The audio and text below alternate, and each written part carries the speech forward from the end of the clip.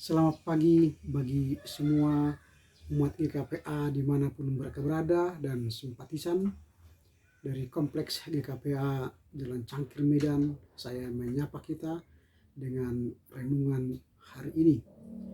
Sebelum kita mendengar firman Tuhan yang akan penguat iman dalam menjalani hari-hari kita, saya akan berdoa.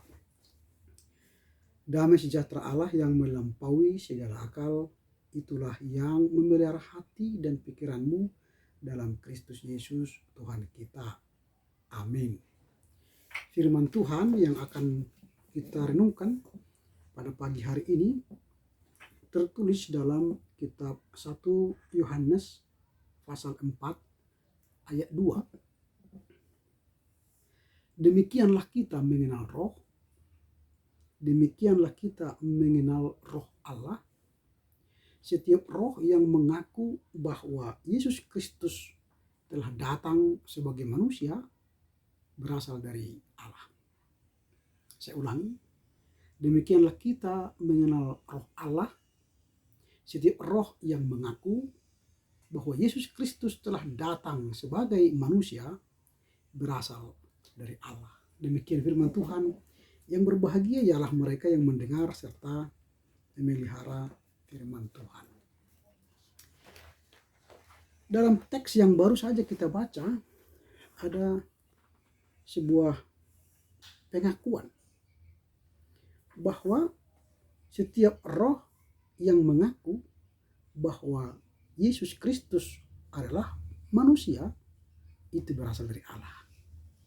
Jadi kata mengaku menjadi kata kunci dalam nas hari ini. Karena pengakuan kita menentukan iman kita.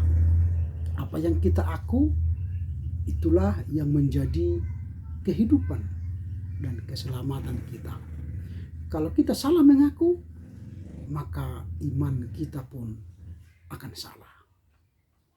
Orang yang mengenal roh Allah akan memiliki pengakuan yang baik terhadap Yesus Kristus, terhadap Tuhan. Ini yang penting. Sehingga mengaku menjadi hal yang penting dalam renungan hari ini. Mengaku dalam bahasa aslinya, bahasa Yunani, homologeo. Homologeo yang berasal dari dua kata yang arti dari kata pertama homo atau homo yang berarti bersama atau sama-sama. Dan kata yang kedua adalah logos, artinya firman atau perkataan. Jadi kalau homologeo atau mengaku berarti pernyataan bersama. Jadi pengakuan itu merupakan hasil dari pernyataan bersama. Pernyataan bersama yang benar akan menentukan iman yang benar. Maka kita punya pengakuan iman. Ada pengakuan iman rasuli, ada pengakuan Nicea, ada pengakuan iman Natasianum. Nah, pengakuan yang benar menentukan iman kita. Ada banyak pengakuan-pengakuan, tapi tidak benar, maka kita tidak terima. Lalu kita setiap minggu, setiap ibadah, melakukan pengakuan yang benar secara bersama-sama. Ini menjadi kata kunci memahami renungan hari ini. Sehingga tema yang saya angkat dalam tema renungan hari ini ialah roh yang mengaku. Roh yang mengaku. Nah, ketika kita memiliki roh yang mengaku, roh yang benar, atau pengakuan kita yang benar, maka iman kita sudah benar. Apa yang kita akui benar? Nah, menurut nas hari ini kita harus mengakui bahwa Yesus Kristus adalah manusia. Yesus Kristus datang sebagai manusia. Untuk apa? Untuk menyelamatkan manusia yang berdosa. Kalau kita mengakui Yesus Kristus sebagai manusia yang datang untuk menyelamatkan manusia yang berdosa, maka itu adalah roh Allah. dan pengakuan itu berasal dari Roh Allah. Ini yang mau kita lihat dari teks ini.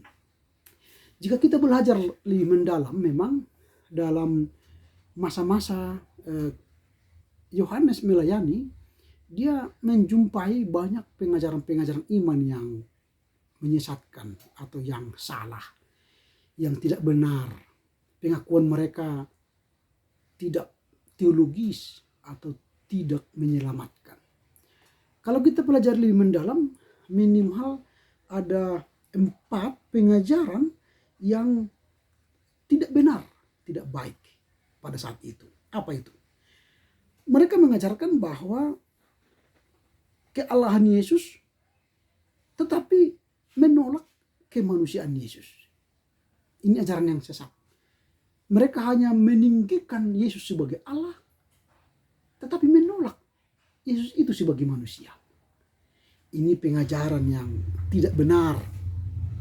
Pengakuan yang benar tadi, Yohanes katakan, kita harus mengakui Yesus itu adalah manusia yang menyelamatkan manusia yang berdosa. Itu benar. Tapi ada orang pada zamannya Yohanes hanya mengakui Yesus itu sebagai Allah yang ilahi, tapi tidak mengakui kemanusiaan Yesus. Itu ajaran yang tidak benar. Kalau kita belajar teks ini atau dalam Injil-Injil lain yang ditulis oleh Matius, Markus, Lukas, Yohanes, selalu berkata Yesus datang ke dunia. Kata datang itu berarti dia diutus oleh Allah ke dunia sebagai manusia.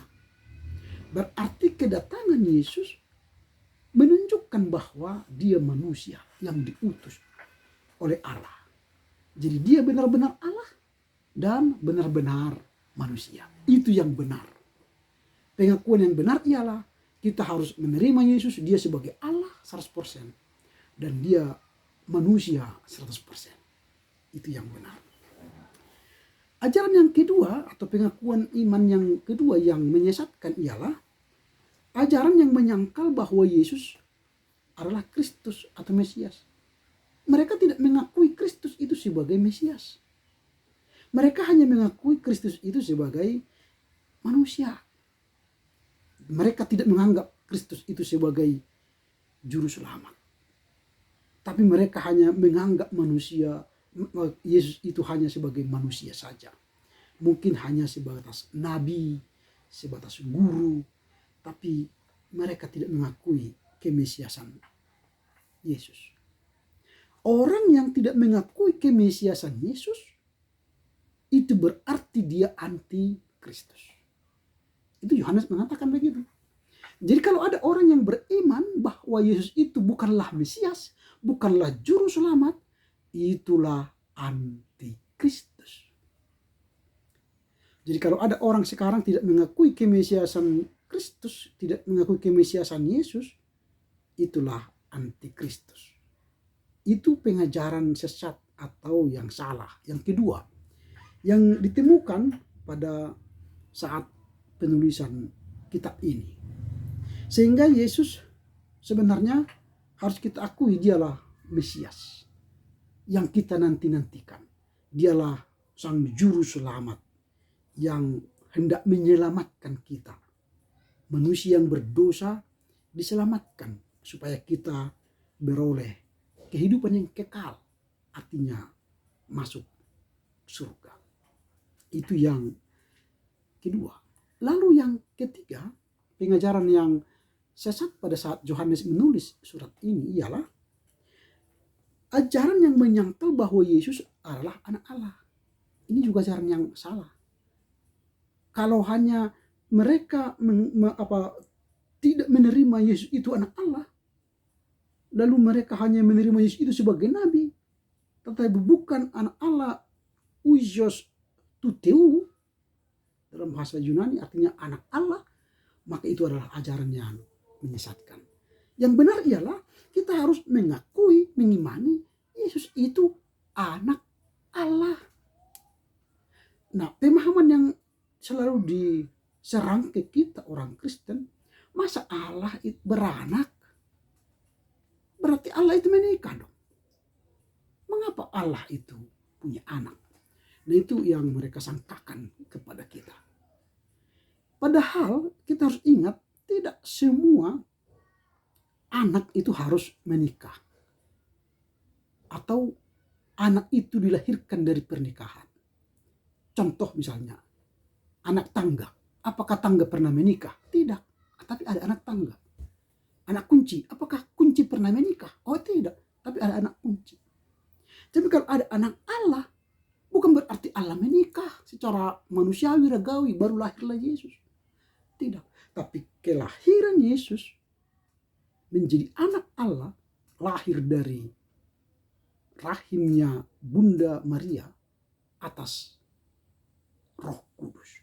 Jadi Allah menjelma, inkarnasi melalui rahim Maria dan lahir ke dunia. Dia anak Allah, tapi bukan berarti dia lahir karena perkawinan manusiawi atau ragawi. Inilah dia lahir karena Roh Kudus. Ini ajaran yang dikembangkan oleh Gnostik yang menyangkal bahwa Yesus itu anak Allah. Mereka mengatakan bahwa tidak mungkin roh yang baik, yaitu Allah, dengan roh yang jahat, ragawi manusia, menyatu. Dalam ajaran Gnostik, mereka menolak penyatuan yang baik, yang ilahi, dan penyatuan zat yang jahat dalam satu tubuh manusia. Maka mereka menolak Yesus anak Allah. Nah, ini ajaran Gnostik. Oleh karenanya Yohanes mengatakan Yesus itu anak Allah. Di dalam diri Yesus ada kealahan 100% dan ada kemanusiaan 100%. Ini yang ketiga, ajaran yang menyesatkan. Lalu ajaran yang menyesatkan keempat pada zaman Yohanes menulis surat ini ialah ajaran yang menyangkal bahwa Yesus adalah Tuhan. Mereka tidak mengakui Yesus sebagai Tuhan.